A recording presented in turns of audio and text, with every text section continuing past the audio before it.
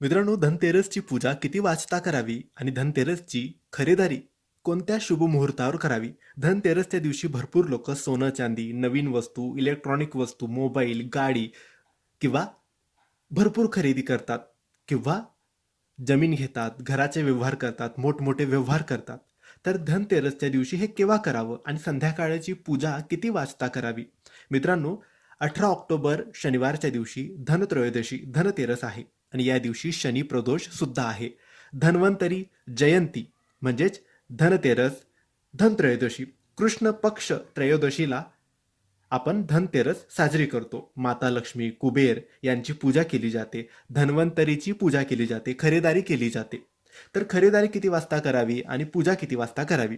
तर मित्रांनो, संध्याकाळी पूजेचा शुभ मुहूर्त आहे संध्याकाळी 7:16 सुरू होईल ते रात्री 8:20 पर्यंत असणार.